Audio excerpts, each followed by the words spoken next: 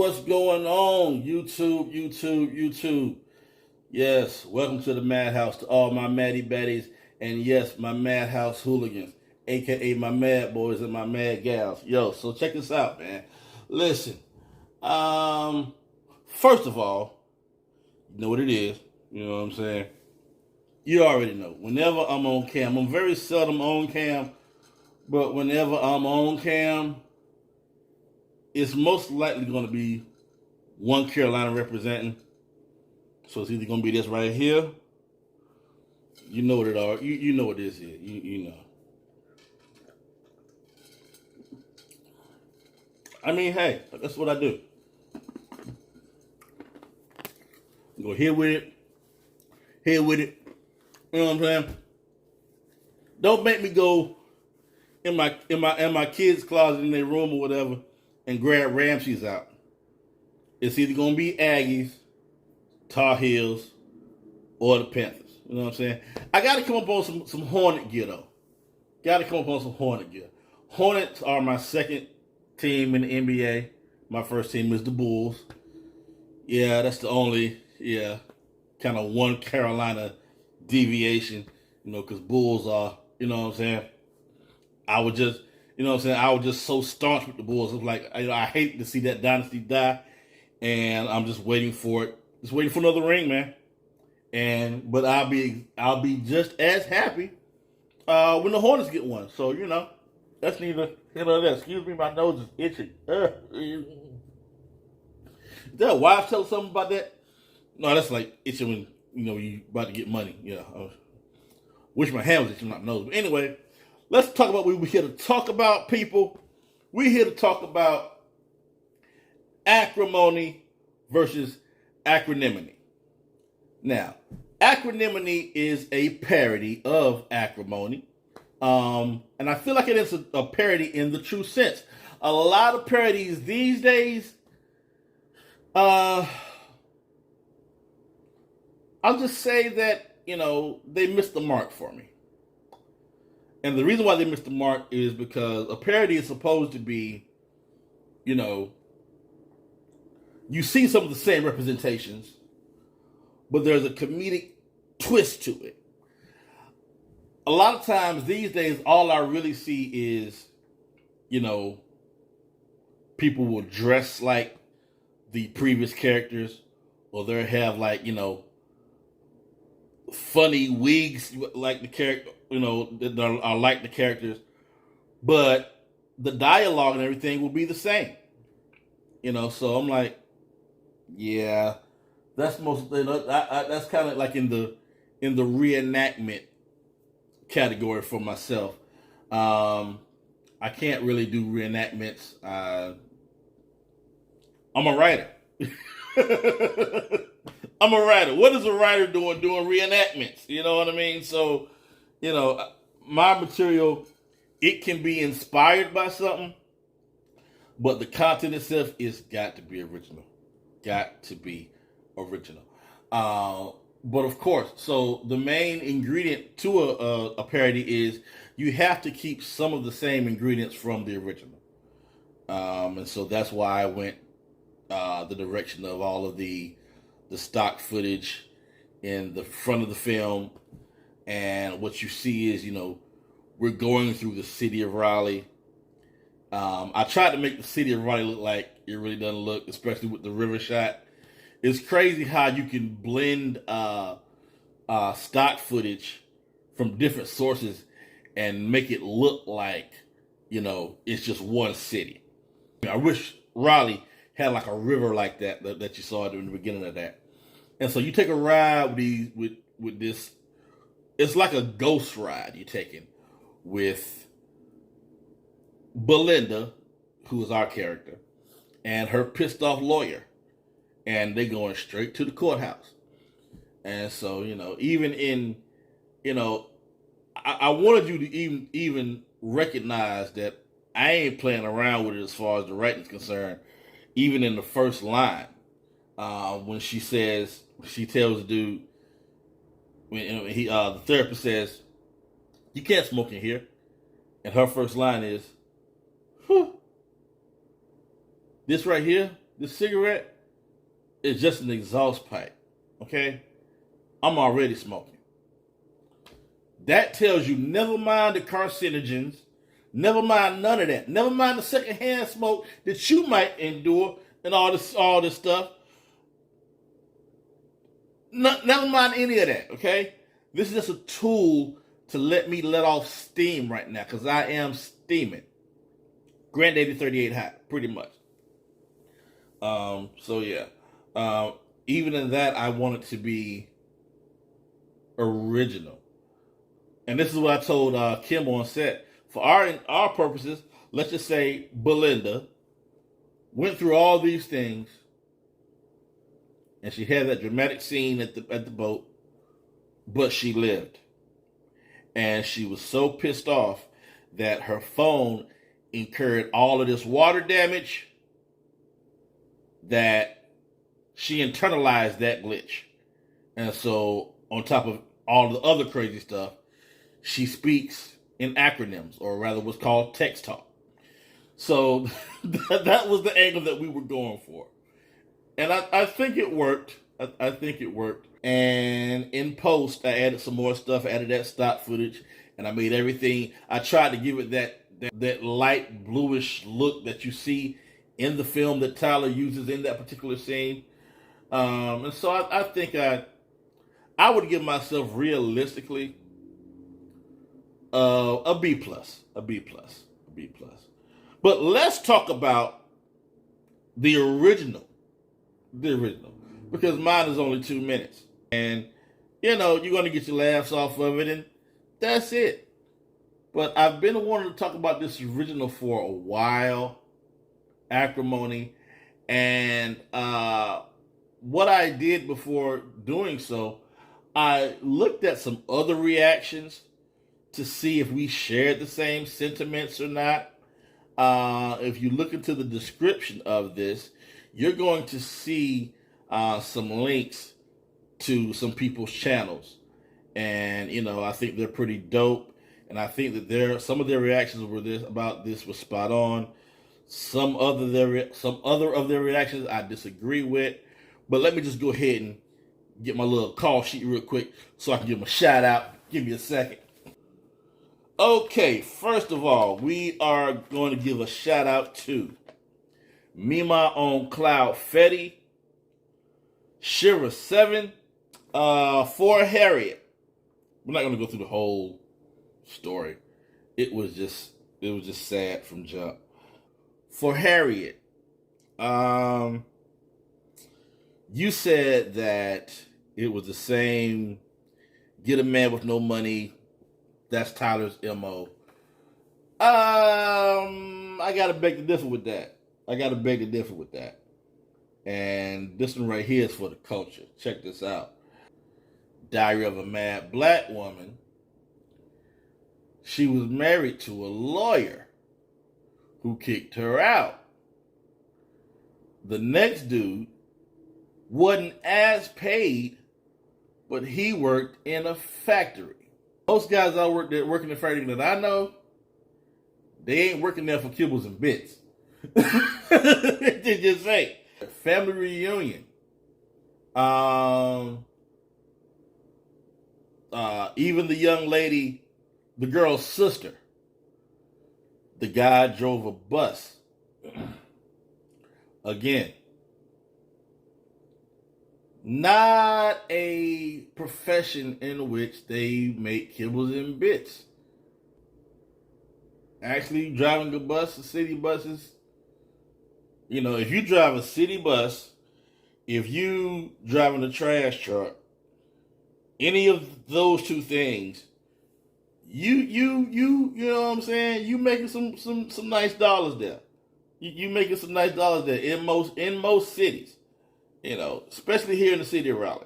I can't say about it, but from what I've seen, if you working for the city, bus, utilities, trash, you clocking some figures. I can do battle by myself. The dude was a tradesman. He was a handyman. Daddy's little girls, he fixed cars. And the opposite of him was a drug dealer. This whole get a man with no money, that's Tyler's MO. That really doesn't, because a lot of these guys are making money. You know what I'm saying? You can look at what's called a shade tree mechanic all day long and think that he ain't making no money. Oh, he is. Because somebody always needing something with their cars. You know what I mean? And I think that what you quoted, you know, is a big misconception in the hood and really in black culture. We look at the following totem pole as money. Period, point blank. Doctors, lawyers, ball players, drug dealers. And we feel like those are the only ones that's making money. Oh my God, I beg to differ. Because I will tell you right now, number one, we just found out through a pandemic that janitors are essential. You know what I'm saying? They are needed. So, that goes out the window. But for the longest time, the real king of the hood has always been the barber. Drug dealers make money off of people that do drugs. Doctors make money off of people that go to the doctor. It's some people in our culture that do not go to the doctor even when they need to. Okay? Lawyers make money off of you if you got cases. The barber makes money off of all these folks. The barber, the beautician, the kitchen-tician, they make money off of all these folks. So, I've got my hair cut from several barbers here in Raleigh, back in my hometown of Mebane, Hillsboro, and when I was even going to school in Greensboro. I don't know any barbers that were on the struggle. I just don't. I don't. You know what I'm saying? They go to Las Vegas, California, DC, whenever they want to. You know what I'm saying? I say this. If you got kids, whoever listening, if school don't pan out for them to be that doctor or lawyer or ball player, those upper echelon situations, then direct them into the field of tradesmanship, fixing cars, barber, things that can get you the keys to the kingdom and are really not that highly thought of as being successful, but really are. Let's move on. Let's go to Mema on Cloud Feti for a bit.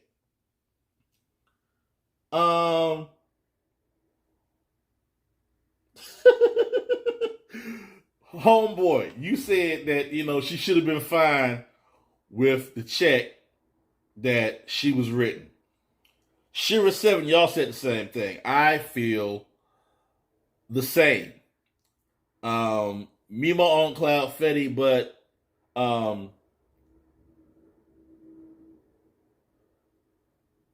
your name is escaping right now. All of y'all names have escaped me at this point. So what I'm going to do is I'm going to go back and edit, and I'm going to put your names. I'm going to put some respect on your names now. But yeah, the young lady that was that's on Mema on Cloud Feti, you said, why? Do you think money wipes away all of the problems? Obviously she did.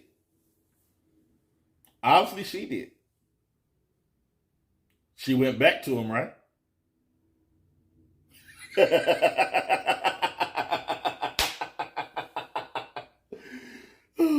Not only did she go back to him, she went, found the check was real, went to the house, went in the house, went to her sister's house, cussed out everybody, told the new dude she was with that he ain't got no stroke, and proceeded to go to Homeboy's address. I don't know how she knew Homeboy's address.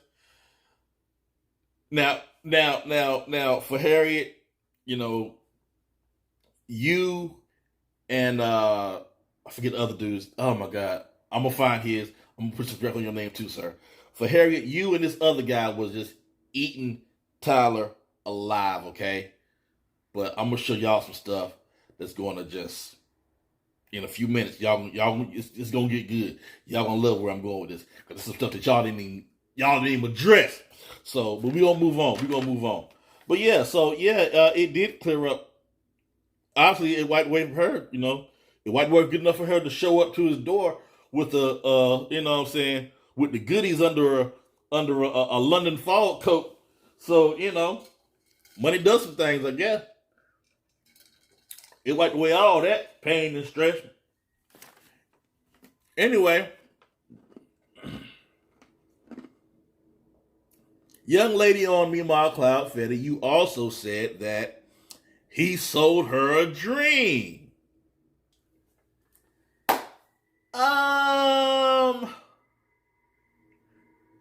No. Let me explain to y'all ladies something, okay? When we be talking that talk to y'all, making all these promises to y'all and everything like that, some dudes be capping. Some dudes be capping. Some do. But the majority do not. But this is what you got to understand, okay? When we dating you and we talking that talking, even when we, you know what I'm saying, like, you know, got all these dreams and aspirations and stuff, some dudes be capping, but those that do not, we're saying something without saying it, but you just don't be hearing it. What you hear is, oh, he loves me so much he wants to put me in a high-rise apartment in the corner, and he wants to take me out on a yacht and buy me Dior and all this other stuff. That's what you hear. But we're saying something totally different. What we're saying is, we have the want and the desire to put a lady in that situation. And if things is going the way they going, and if things continue to go right, that young lady will be you in that position. I have no doubt that he wanted that high-rise apartment for himself, that he wanted that yacht for himself. And of course, whatever lady he ends up with is going to be privy to that, is going to be a co-partaker of that lifestyle. And, you know, so, no, he didn't sell her a dream.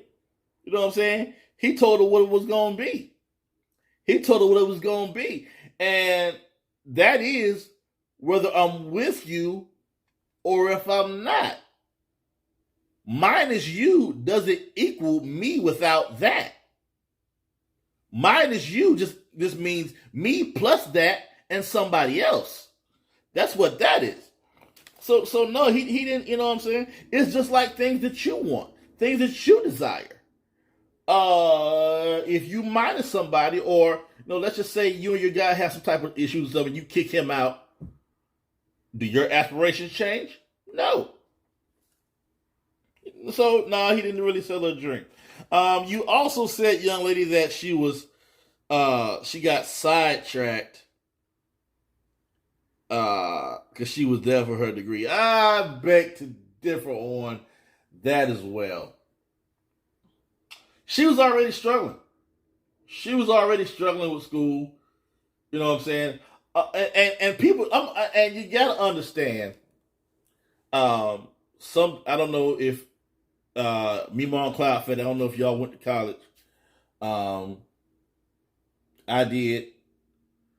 I found out that people went to college for different reasons. It wasn't just about education. It really wasn't. Some people went to get away. Some people went for education. Some people went because their parents told them they had to. Some people went,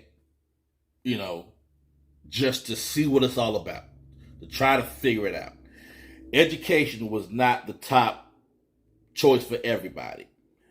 My dad even told me, he was like, a lot of girls, when I first got in a relationship with who is now my wife, my dad told me a lot of girls, they go to college to find Mr. Right. I said, man, get out of here, Dad. I said, I don't know, Dad. I said, there's so many people just there, just doing their thing, to be really, serious like that. He said, yeah, that's true. But, you're going to have your fun. But if you find that one, because he said, you're already in college. So your mind is already elevated to a degree, of trying to be successful. You know what I mean? So you're like-minded in that regard. So next is just the chemistry between the two. I was like, wow. That dude used to drop science, man. I miss that dude. Ah! Anyway, let me move on before I start crying or whatnot. Let's see here. Mema on Cloud Fetti. Oh my God. You say Diana was so calculated. No, she wasn't. Because if somebody is calculated, I don't know. She wasn't calculated. The situation just fell into her lap. It literally fell into her lap. It wasn't like she was on Instagram or Facebook or anything like that, just following this dude and seeing his movements. That's calculated. If she was calculated, she would have been getting with him long before he wound up on the step of that office. That's calculated. It was just opportunistic. And in this day and time, who doesn't take advantage out of opportunities? You see the guy that lied to you before, but now he's divorced. So, and, you see what he's doing, trying to make some of himself, so why not go ahead and take advantage of the situation and become a power couple? That's not being calculated. That's intelligent.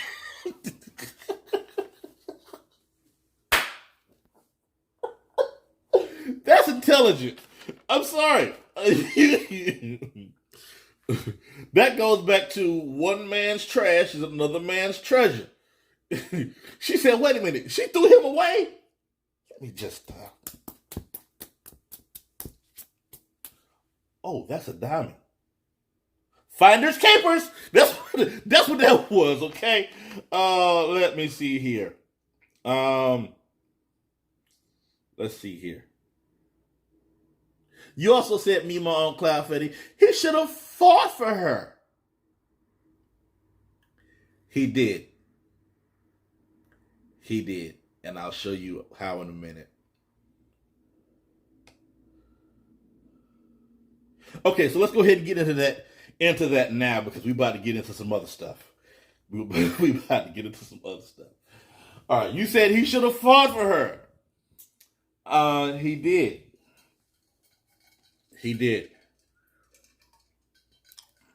First of all,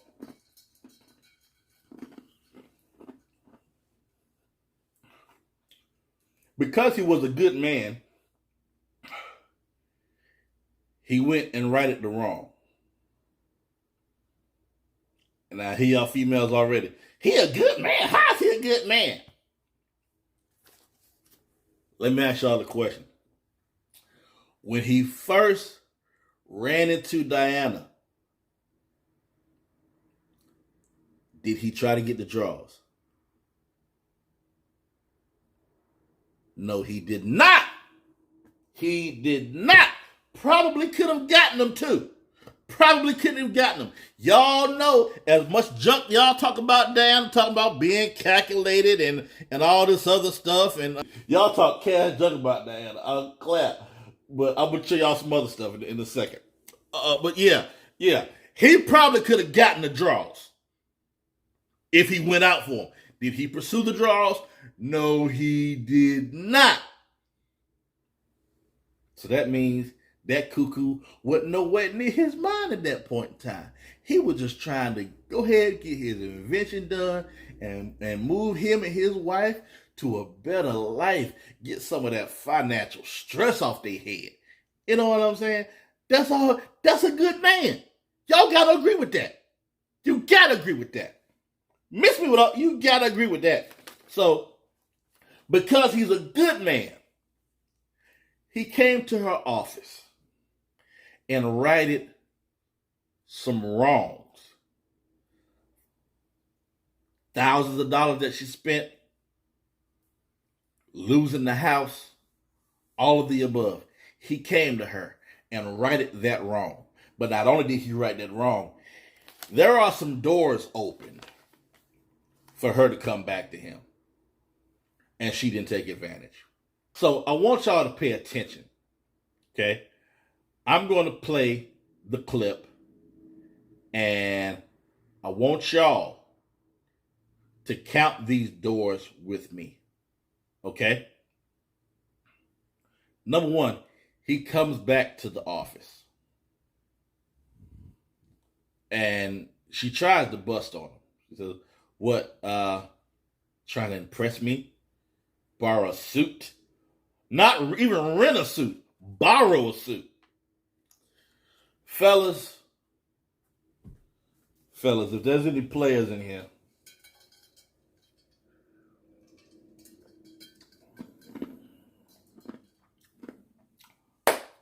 y'all already know how to play that game.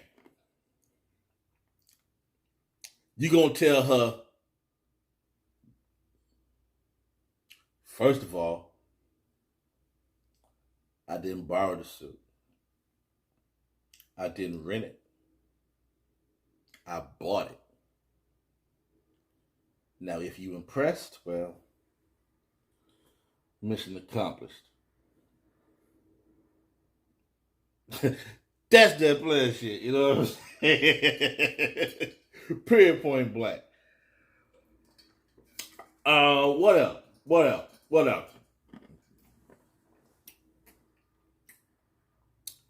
She said, let me just get 10 minutes of your time. She says, I'll give you 2. What he says in his mind is this. Oh, so it ain't like, nigga, I'm done with you. We don't need to talk. We don't need no dealings with each other. Don't float on about your business. It's not a complete mush. It's just a reduction in time I can talk.